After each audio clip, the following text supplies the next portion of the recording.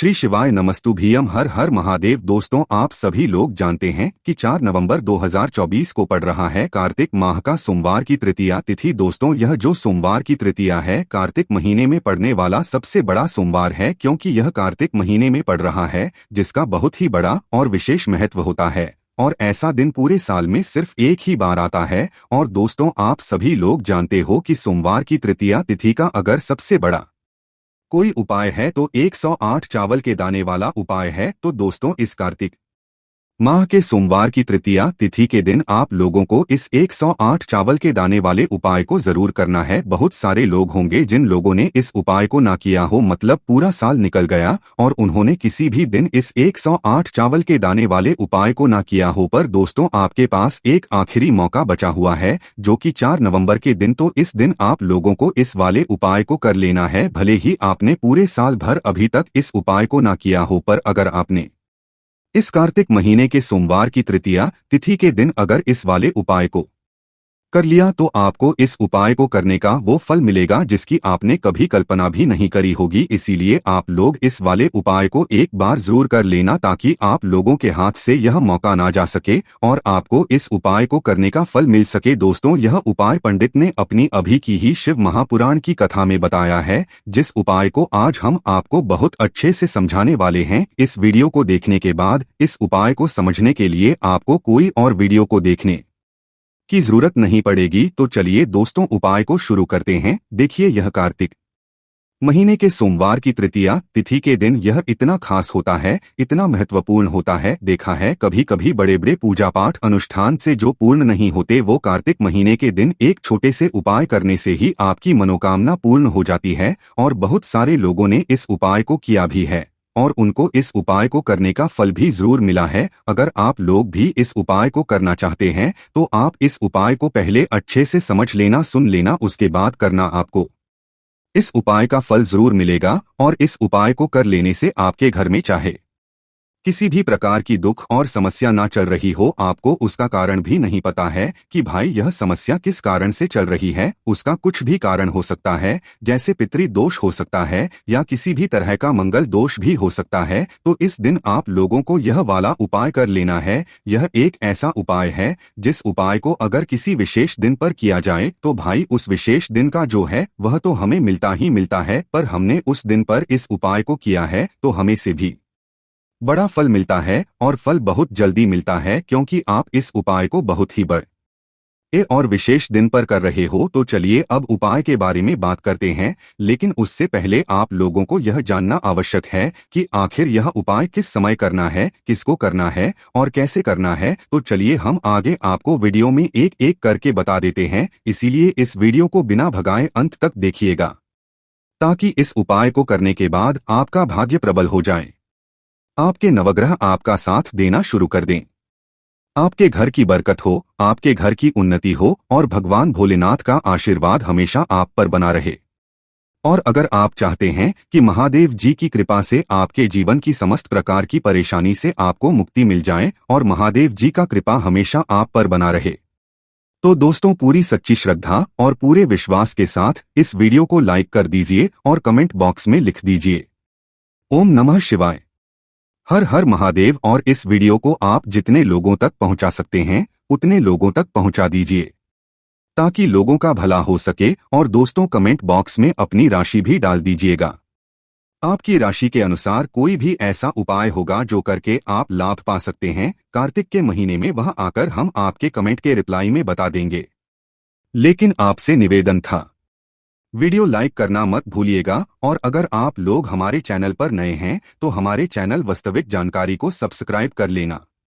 तो दोस्तों, इस 108 चावल के दाने वाले उपाय को हमें इस सोमवार की तृतीया तिथि के दिन कैसे करना है, किसको करना है, किस समय करना है और कहां पर करना है, ये सारे सवालों के जवाब आपको इस वीडियो में मिल जाएंगे।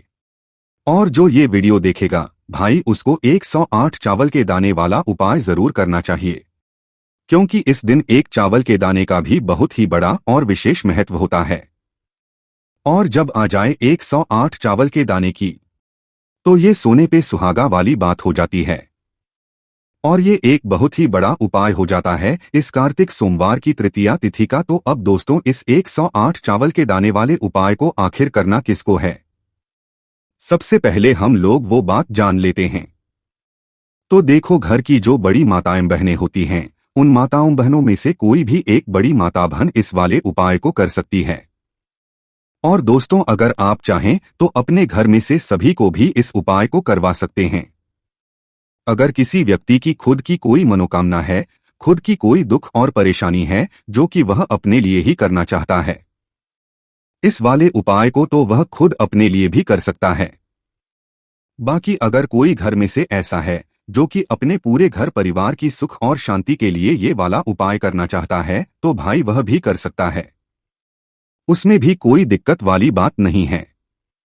कहने का मतलब यह है कि इस उपाय को हर एक सदस्य कर सकता है और पूरे घर परिवार के सदस्य के लिए घर की बड़ी माताओं बहनों में से कोई एक माता बहन भी कर सकती है। माताएं बहनें अगर घर में उपस्थित ना हो या वो यह वाला उपाय ना कर पा रही हो, तो फिर घर का कोई बड़ा सदस्य भी इस 108 चावल के दाने वाले उपाय को कर सकता है, चाहे फिर वह पुरुष ही क्यों ना हो, उसमें कोई भी दिक्कत वाली बात नहीं है। अब दोस्तों इस 108 चावल के दाने वाले उपाय करना कहाँ पर है?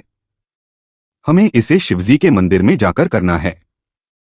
बहुत सारे लोग प्रश्न करते हैं, हर एक उपाय को करते समय क्या हम इस उपाय को घर पर कर सकते हैं? तो इस वाले उपाय को आप घर पर नहीं कर सकते हो। इस वाले उपाय को करने के लिए आपको शिव जी के मंदिर ही जाना पड़ेगा।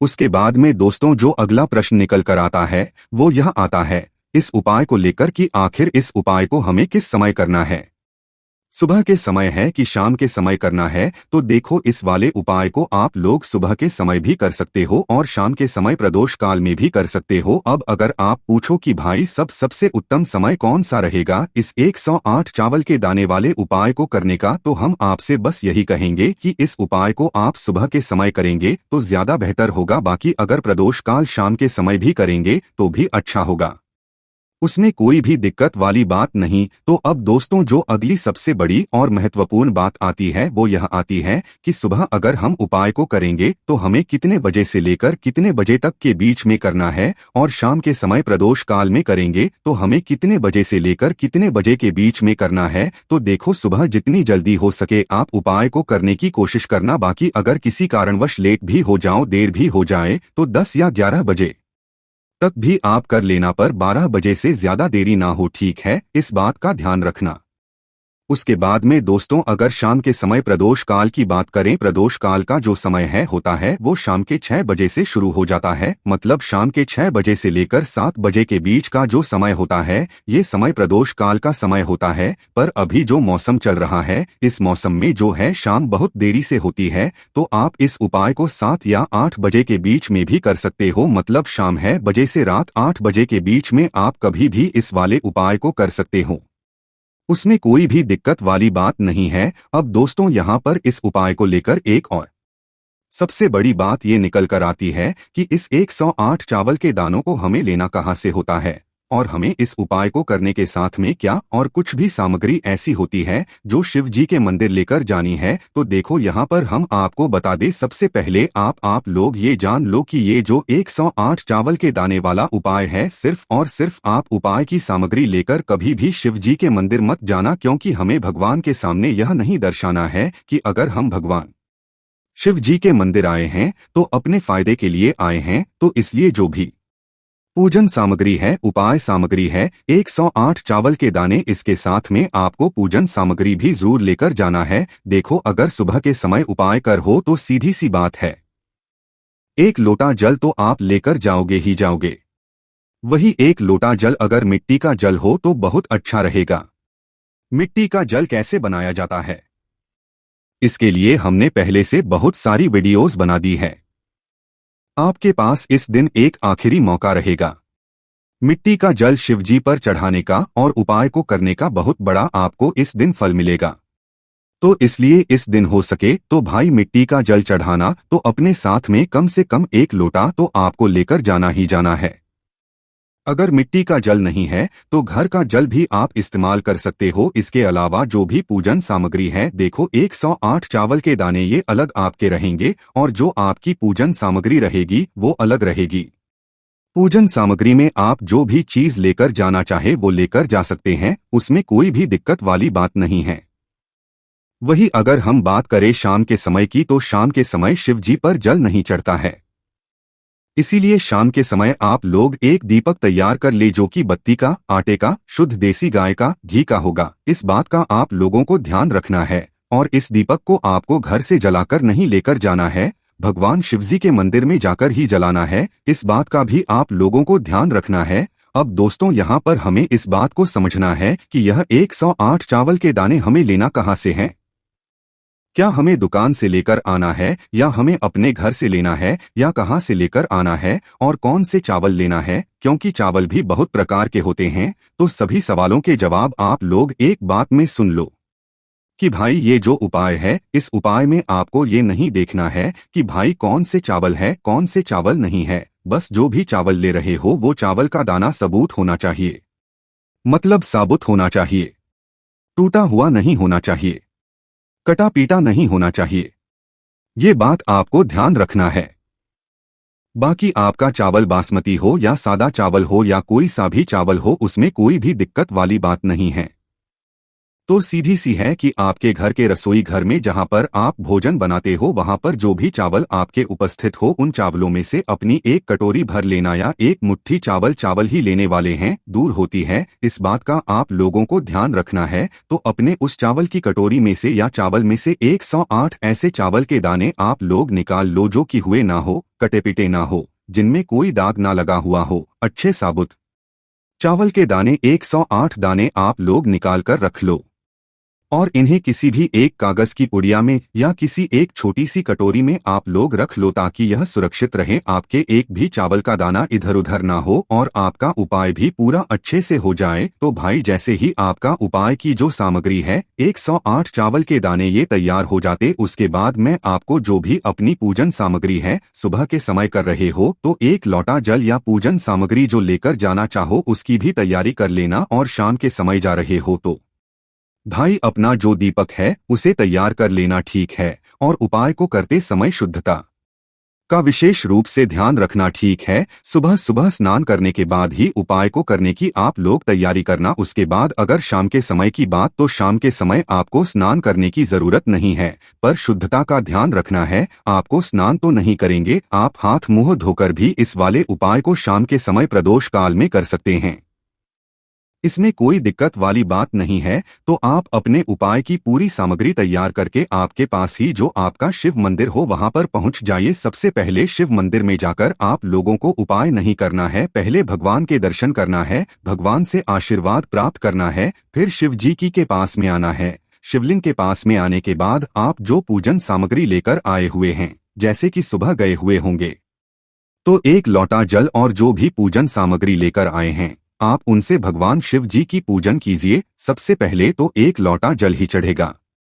उसके बाद में आपकी पूजन सामग्री चढ़ेगी। उसके बाद में अगर दोस्तों शाम के समय अगर आप इस उपाय को कर रहे हो तो अपने साथ में कम से कम एक जो दीपक है, बाती का, जो आप अपने साथ में लेकर गए हो, उस दीपक को मंदिर में जाकर अपनी माचिस से जलाना है और उस दीपक को शिवलिंग के पास में रखना है। इस दीपक को रखने के बाद ही आप लोगों को अपना ये वाला उपाय शुरू करना है और दीपक को ज्यादा पास में मत रखना, वैसे भी गर्मी पड़ रही है, भगवान शिव जी को आंच नहीं लगनी चाहिए। तो भाई जैसे ही आपकी पूजा अर्चना हो जाती है, आप भगवान शिव जी को प्रसन्न कर लेते हैं, उसके बाद में शिवलिंग के पास ही में आप कहीं पर बैठ जाइए, सामने या आसपास जिस जगह पर आपको बैठना हो वहां पर बैठ जाइए और अपने वह 108 चावल के दाने अपने सामने निकाल कर रख लीजिए, क्योंकि अब यहाँ पर उपाय को यहाँ पर करने की आपको तैयारी करना है। और इस तरीके से जब आप उपाय करेंगे, पूजन सामग्री करने के बाद, पूजन अर्चना करने के बाद, तो आपको उपाय का फल बहुत जल्दी और बहुत बढ़ा होकर मिलेगा।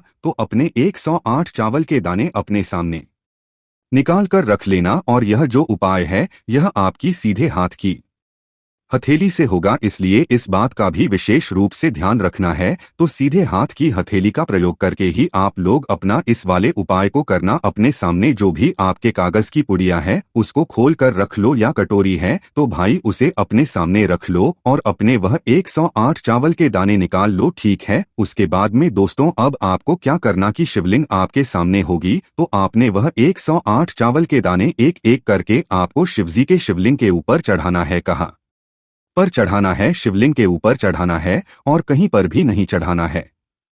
आपको अपने हथेली से तो शिवलिंग के ऊपर चढ़ाना है, भले ही फिर वो अपने आप जलाधारी पर गिर जाए या मतलब वहीं पर गिर जाए, उसमें कोई दिक्कत वाली बात नहीं है, पर आप चढ़ाओ शिवलिंग के ऊपर ही। तो आपको क्या करना है, अपना पहला चावल का दाना उठाना है, श्री शिवाय नमस्तुभ्यम बोलना है और शिवलिंग चढ़ा देना है। इसी तरीके से दूसरा चावल का दाना उठा है, शिवलिंग पर चढ़ाना है और मंत्र बोल देना है और फिर तीसरा चावल का दाना उठाना है, श्री शिवाय नमस्तुभ्यम बोलना है और चढ़ा देना है। इसी प्रकार से आपको पूरे 108 चावल के दाने एक एक करके शिवजी के शिवलिंग के ऊपर चढ़ाना है और भगवान से प्रार्थना करते जाना है। मतलब प्रार्थना तो आपको आखिरी में करना है, पर हर एक चावल के दाने को चढ़ाते समय श्री शिवाय नमस्तुभ्यम जरूर बोलना है। बाद ही में ये चावल का दाना शिवलिंग के ऊपर आपको चढ़ाना है। जैसे ही आपके 108 चावल के दाने शिवलिंग के ऊपर जाते हैं तो भाई उसके बाद में आपको क्या करना है, भगवान से अपनी मनोकामना बोलना है। मनोकामना भी कब बोलना है, जब आपका 108 चावल का दाना आपके सीधे हाथ की हथेली में हो और आप उसे चढ़ाने के लिए जा रहे हो। श्री बोलकर उस आखिरी चावल के दाने को शिवलिंग के ऊपर चढ़ा देना और भगवान से अपनी वह मनोकामना बोल देना जिस मनोकामना के लिए आप लोग अपना यह वाला उपाय कर रहे हो। जिस भी दुख और परेशानी के लिए आप लोग अपना यह वाला उपाय कर रहे हो, उसके बाद में जैसे ही आप अपनी मनोकामना बोल देते हो आपका यह वाला उपाय पूरा हो जाता है। पर दोस्तों उपाय को करने के बाद आप लोगों को 2 मिनट भगवान शिव जी के मंत्र का जाप जरूर करना है और मंत्र का जाप करने के बाद भगवान से एक और बार प्रार्थना करना है अपनी कामना के लिए या अपनी जो भी दुख और परेशानी है उसके लिए। इसके बाद में आप लोग भगवान को देखकर भगवान से प्रार्थना करके उनसे आशीर्वाद लेकर वहां से उठ सकते हैं और अपने घर पर जा सकते हैं। तो दोस्तों 4 नवंबर 2024 के दिन यहाँ पर बड़ा सोमवार पड़ रही है, इसीलिए दोस्तों इस दिन का महत्व बहुत ही ज्यादा बड़ा होता है और इस दिन आप लोगों को 5 केन के फूल वाला उपाय जरूर करना चाहिए जो कि पंडित जी ने अपनी अभी की ही कथा में यहाँ पर बताया हुआ है। तो दोस्तों इस उपाय को आपको कैसे करना है, कब करना है, कहाँ पर करना है और उपाय को करते समय आपको किन बातों का ध्यान रखना है, ये सारी जानकारी हम आपको इस वीडियो में देंगे। तो चलिए दोस्तों उपाय को शुरू करते हैं। देखिए यह दिन इतना खास होता है, इतना महत्वपूर्ण होता है, देखा गया है कभी कभी बड़े ये पूजा पाठ अनुष्ठान से जो मनोकामना पूर्ण नहीं होती है वह 4 नवंबर कार्तिक महीने के सोमवार तृतीया के दिन एक छोटे से उपाय करने से ही आपकी मनोकामना पूर्ण हो जाती है। और बहुत सारे लोगों ने इस उपाय को भी है और उनको इस उपाय को करने का फल भी जरूर मिला है। अगर आप लोग भी इस उपाय को 4 नवंबर कार्तिक महीने के सोमवार तृतीया के दिन करना चाहते हैं तो आप इस उपाय को पहले अच्छे से समझ लेना, सुन लेना, उसके बाद करना। आपको इस उपाय का फल जरूर मिलेगा और इस उपाय को करने से आपके घर में चाहे किसी भी प्रकार की दुख और समस्या क्यों ना चल रही हो, आपको उसका कारण भी नहीं पता है कि भाई यह समस्या किस कारण से चल रही है, उसका कुछ भी कारण सकता है, जैसे पितृदोष हो सकता है या किसी भी तरह का मंगल दोष भी हो सकता है और भी बहुत तरह के दोष होते हैं, कुछ भी हो सकता है। पर आपको इस उपाय को करने के लिए अपने दोष को पता लगाने की भी जरूरत नहीं है। 4 नवंबर कार्तिक महीने के सोमवार तृतीया के दिन इस 5 कनेर के फूल वाला उपाय को आप लोगों को कर लेना है। दोस्तों अब हम समझते हैं इस वाले उपाय को हमें करना किस समय है। तो सबसे पहली बात दोस्तों हम समझते हैं कि यह 5 कनेर के फूल वाला उपाय करना किसको है। तो देखिए पर सीधी सी बात है कि यह 5 कनेर के फूल वाला जो उपाय है यह किस लिए किया जा रहा है। यह मनोकामना को पूर्ण करने के लिए किया जा रहा है या आपके जीवन में जो दुख और परेशानियां हैं उनको दूर करने के लिए किया जा रहा है या आपका कोई बड़ा काम है जो कि नहीं हो पा रहा है, आप उसके लिए इस उपाय को कर सकते हो। तो सीधी सी बात यह है कि आप अपनी किसी भी प्रकार की मनोकामना के लिए इस वाले उपाय को कर सकते हो। यह उपाय वह व्यक्ति कर सकता है जिस व्यक्ति को अपनी किसी भी प्रकार की मनोकामना भगवान शिव जी से पूर्ण करवानी हो, और अगर कोई भी माताएं बहनें जो है अपने घर की सुख और शांति के लिए घर में धन समृद्धि को बढ़ाने के लिए वाला उपाय करना चाहती हैं, तो घर की जो बड़ी माताएं बहनें होंगी वह इस 5 केन के फूल वाले उपाय को विशेष रूप से करें, क्योंकि माताएं बहनें घर की लक्ष्य होती और जब घर की लक्ष्मी कोई विशेष उपाय करती है तो उसका फल ही बहुत जल्दी मिल जाता है और बहुत बड़ा होकर मिलता है। अन्यथा इस उपाय को कोई भी व्यक्ति कर सकता है, चाहे वह बड़ा हो चाहे वह छोटा हो चाहे वह बच्चा हो। जिस व्यक्ति को यह 5 कनेर के फूल वाला उपाय समझ आ गया वह व्यक्ति इस 5 कनेर के फूल वाले उपाय को सोमवार के दिन जरूर करें, क्योंकि उसको इस उपाय को फल बहुत ही जल्दी मिल जाएगा, क्योंकि के दिन भगवान शिव जी बहुत आसानी से प्रसन्न हो जाते हैं। तो आइए अब हम समझते हैं कि इस 5 कनेर के फूल वाले उपाय को आपको करना कैसे है और इस उपाय को करने का जो समय है वह क्या है। तो देखिए, इस सोमवार के दिन किए जाने वाले यह 5 कनेर के फूल वाला जो उपाय है यह मुख्य रूप से सुबह के समय होगा। किस समय होगा? सुबह के समय होगा। आपको कोशिश यही करनी है कि सुबह के समय हम इस 5 कनेर फूल वाला उपाय को कर लें। पर किसी कारणवश अगर आप सुबह इस उपाय को ना कर पाओ, आपको कहीं काम से हो या किसी और काम की वजह से आप उपाय को ना कर पाओ, तो आपके पास फिर दूसरा मौका रहेगा जो कि शाम के समय का रहेगा, प्रदोष काल का रहेगा। अब भाई, प्रदोष काल का समय भी एक बहुत ही लोगों के मन में प्रश्न बन जाता है कि भाई यह समय होता कब है, कितने बजे से लेकर कितने बजे यह समय होता है, ताकि हमें उपाय के लिए जो है करने का समय पता लग जाए। तो हम आपको बता दें, प्रदोष काल का जो एक समय होता है शाम समय, वह होता है शाम के 6 बजे से लेकर शाम के 7 बजे के बीच का। इस समय के बीच में आप उपाय को करेंगे तो आपको उस उपाय का जरूर फल मिलेगा। तो शाम के 6 बजे से लेकर शाम के 7 बजे के बीच में आप लोग इस 5 केन के फूल वाले उपाय को कर सकते हो। तो भैया, बहुत सारे लोग यहाँ पर ये प्रश्न भी जरूर करेंगे कि भाई हम तो नौकरी पर जाते हैं, हम अपनी ड्यूटी पर जाते हैं और हमें देर हो जाती है, तो उस जगह पर हमें क्या करना चाहिए। तो देखिए, उन लोगों टेंशन लेने की जरूरत नहीं है। अगर आप लोग इस उपाय को शाम के समय प्रदोष काल में कर रहे हैं और अगर आप आने में देरी भी हो जाती है, आपको आने में 7 बजे तक आप नहीं पहुंच पाते हो, तो भाई आप 7 या रात 8 बजे तक भी अगर उपाय को करोगे तो भी चल जाएगा। और अगर इससे भी थोड़ा देर हो जाती तो भी आप उपाय को कर सकते हो, क्योंकि 4 नवंबर कार्तिक महीने के सोमवार तृतीया का दिन है। यह दिन बहुत ही कम आता है पूरे साल भर में, इसलिए जब आपको मौका मिल जाए जब आप उपाय को जरूर कर लेना। कोई भी उपाय हो आप कभी भी कर सकते हो। सोमवार के दिन बस कोशिश करना कि समय के थोड़ा मतलब अंतर्गत ही कर लो। पर किसी कारणवश अगर ना कर पाओ तो फिर आप थोड़ा देरी से भी कर सकते हो, आपको उपाय का फल जरूर मिलेगा। पूज्य गुरु जी ने कहा कि इस 4 नवंबर कार्तिक महीने के सोमवार में जो व्यक्ति 5 कनेर के फूल वाला यह विशेष उपाय शिवलिंग के ऊपर कर लेता है तो उसके जीवन में चल रही तमाम परेशानियों का अंत होता और उसकी समस्त मनोकामनाएं महादेव की कृपा से बहुत ही जल्द परिपूर्ण होती है। तो चलिए जानते हैं पूज्य गुरुजी द्वारा बताए गए उस बहुत ही खास उपाय के बारे में। लेकिन उससे पहले एक प्रार्थना, अगर आप चैनल पर नए हैं तो कृपया चैनल को सब्सक्राइब अवश्य कर ले। देखिए, ये सोमवार हमारे लिए बहुत ही खास है और 4 नवम्बर कार्तिक महीने के पढ़ने वाले इस सोमवार के दिन हमें पूज्य गुरु जी द्वारा बताए गए कुछ बहुत ही खास उपायों को जरूर करना चाहिए। यह उपाय आपके जीवन में सुख समृद्धि की वृद्धि करते हैं।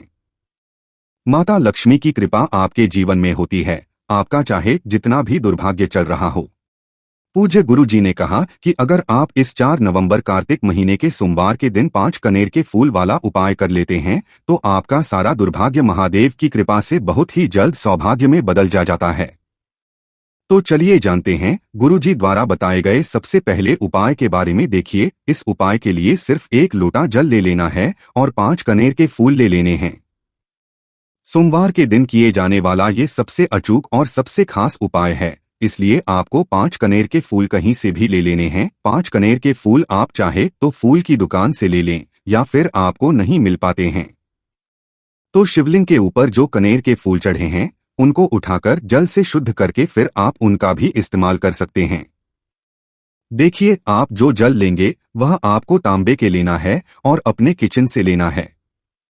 अब सिर्फ यह 2 सामग्री लेकर आपको शिवालय पहुंच जाना है। पूज्य गुरु जी ने कहा कि इस उपाय को आप सुबह करना चाहे तो सुबह कर लें और शाम को करना चाहे तो शाम को कर लें।